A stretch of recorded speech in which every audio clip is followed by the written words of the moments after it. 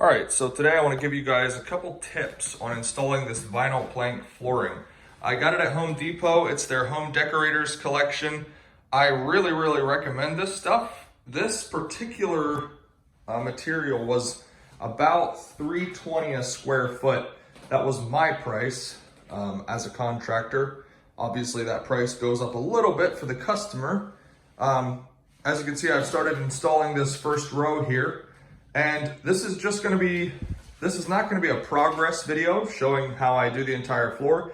This is more gonna be a short segmented video showing some of the tips and tricks that I have learned through doing a couple of these floors that can really help your process to look a lot nicer when it's finished and yeah, just give you a more impressive result. First off, I wanna show you how to measure for this final plank here from somewhere in here to this little jog. Thankfully, that jog is about exactly as wide as one of these planks, so that's gonna be perfect. These spacers here, this one's broken, that's not a good example. They have two different thickness gaps here. This top one is a 1/4 inch. As you can see, they have it marked there, 1/4 inch.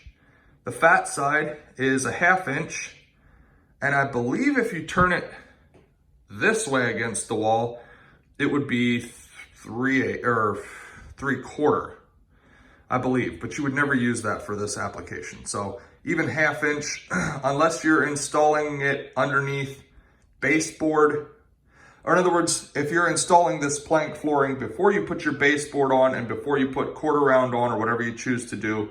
Otherwise, I don't really know why you would use the 1/2 inch spacer. I always flip the 1/4 inch spacer down. So because I do that, if you place the 1/4 inch spacer against the wall like this, what you can do then is take your tape measure, and I've measured this already, so I don't really need to do this. So what you can do is take your tape measure. See if we can do this with one hand. Basically, stick the 1/4 inch spacer, push your tape measure up against the 1/4 inch spacer so that your 1/4 inch is already built into that.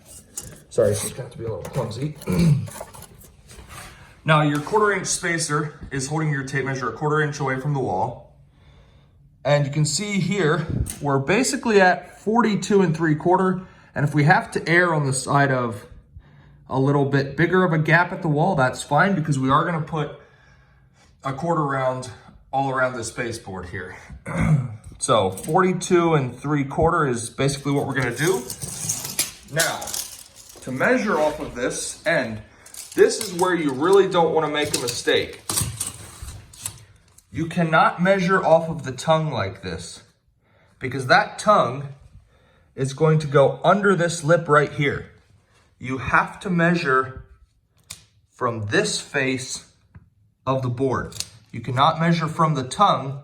You have to measure, it's only a tiny bit, but this flooring expands and contracts with heat and cool, and that's why you put the spacers around, so it's not tight up against the wall. It has room to expand and contract as your temperature changes. And if you cut it from here, your piece is gonna be an extra, whatever that is, an extra 1/8 inch short, and it could cause, if your floor really shrinks, it could cause extra gapping underneath your 1/4 round, which is obviously gonna look ugly. So make sure you measure from this edge of the flooring and not the edge of the tongue. It's just gonna make a little bit of a difference. Again, probably if you're putting this in a climate controlled house where you should be installing this stuff, you're not gonna end up really ever noticing the flooring shrinking or moving that much. Hopefully not enough to be a problem, but that's the first tip. As I come across more, I will add them to the video. I will say the house I'm working in right now is very much of a project house. And so if you see things that are not completed, there was a part of a wall that was removed here. So there's all kinds of things that will get fixed later. But here we go. I cut my first piece, and this piece would normally be scrap because you're not supposed to use any pieces shorter than 8 inches. This one's only about 5. But don't throw away these scrap pieces. At least keep one small piece of scrap like this and I'll show you why in a little bit. Now I do want to show you something. We got this third piece in here. 1/4 inch spacers fit perfectly. Now there's something here that I guess you could call a mistake. This piece could have or should have been cut at an angle, and that only becomes a problem if you use 1/2 inch quarter round here, because this gap at the edge here is very close to a 1/2 inch. You can't really see, but that's basically a 1/2 inch. Now, I generally like to use 3/4 inch quarter round if I can find it, because it does just give you that extra 1/4 inch of cushion. And yeah, again, it's way under a quarter here, but you can see it has room to flex yet. And this is a very short run. This is not even 3 full pieces. So we should be very good there. And the rest of the flooring will lock this all in place, and we shouldn't have any flex issues. So if you've also noticed dirt on the floor, I am sweeping as I'm going, fixing the floor as I go. So if you say, hey, there's dirt on the floor, you can't install over dirt like that, I know, I'm sweeping row by row. It's not the most efficient way to do it. I just was excited to start laying this and start showing you guys some tips and tricks. So I am gonna sweep, don't you worry. The other thing that you might have noticed that I want to point out is how I have 3 piles of flooring. And the reason you do that, you work off of, you take a board off of this pile, board off of this pile, board off of this pile. Then you go back and take a board off this pile, this pile, this pile. What that does is it keeps similarly colored boards apart. You can see this board and this board have a very different shade. It's the same color of flooring, but of course there's variation in the boards on purpose so that you get that neat natural wood look. But you don't want to use out of the same box, because if that's mostly the same shade, you'll have a whole clump of your flooring that is dark, then you'll have a patch over here that's light. If you work off of multiple piles like this, you get that nice mixture of dark and light. And I'll show you again what that looks like when I get to the end of this entire tiny kitchen. You'll be able to see what that looks like. I want to show you the difference between a properly pounded together joint and one that's not. Somewhere in here there's a divider between 2 boards. If we go right here, we can see where it would be. But when it's pounded together, at least in your parallel grains, you should not be able to tell where the end of a piece is.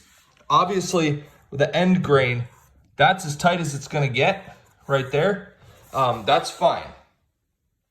This is what an improper joint looks like. And you can see there's a bit of a gap. I've seen this too often where customers are like, oh yeah, we installed this ourselves. That's great that you want to do your projects yourself, but if you're going to do that, do it right. Make sure this is pounded together properly, because this is not going to last. This is not going to stand up to warranty work.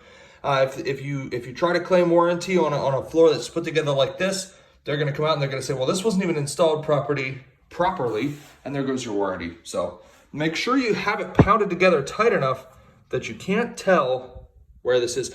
And this is a type of flooring, this specific product will stand up to quite a beating. This product is very hard. It's like a solid core floor with a rubber pad on the underside already attached. That's also the nice part of this flooring. The underlayment is already attached, so you don't have to go through and lay underlayment before you start flooring. It's already, it's already attached to the underside of the planks. So that's the plus of this. Just make sure you get your end seams and your side seams. Make sure you get them pounded together properly. This is also not going to be waterproof. This flooring is advertised as waterproof. You can let water sit on it for up to 16 hours, and it's not supposed to leak through. This is a waterproof joint right there. This is not a waterproof joint. Okay, water can run down through there. Water's a sneaky booger. So make sure you install your joints properly. Earlier in the video, I had told you to save these little scraps here. This is why. To make sure you don't have to cut out this profile in your flooring, what you can do is just put a scrap piece there, use a multi-tool, or if you don't have a multi-tool, They're not that expensive. If you do a lot of DIY work, I would really recommend getting one. I have Rigid's version, obviously, because that's the brand of tools I run. Ryobi makes one, DeWalt makes one, Milwaukee makes one, everybody makes one. So if you have interest in doing a lot of DIY projects, I would recommend getting one of these. Anyway, you can lay your blade on there then and just use that to cut right at the level that you need to be able to slide the flooring underneath. And I didn't bring my little tripod with me, so I can't set up my camera to video this, but I'm gonna cut this and then I'm gonna show you the final result. There is a little bit of a gap, as you can see, but it's not enough for the flooring to actually slide under. So I'm almost done with this room here. I'll reveal what it looks like in just a second. And here you can see I have undercut this. The flooring will now slide underneath there. I didn't undercut this part yet, but I undercut this part over here. You can see the flooring will slide underneath. That way it's just a nice clean, and then you can caulk around there, and your transition between your door jamb, which there's not actually a door on this doorway, but whatever. The transition between there will look nice and clean and seamless.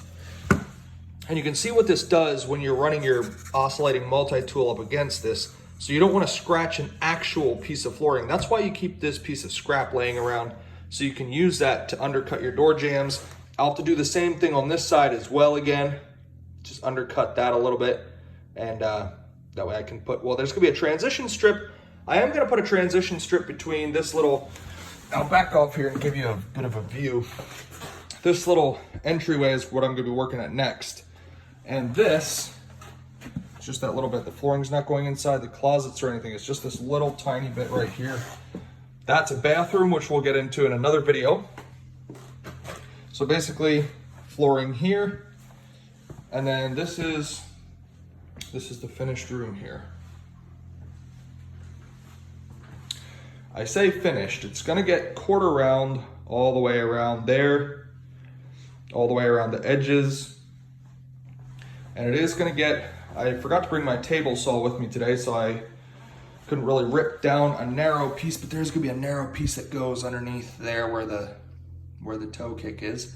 We need a piece that fits in there, so that shouldn't be too difficult. But this is what the room looks like before you get quarter round on then. And then I'm gonna put a transition strip. That way, like I said, this flooring tends to expand and contract some with changes in temperature. Putting a transition strip here means that it's not gonna try to force its way out into that little tiny area there. So again, from a larger view back here, that's your kitchen and dining area.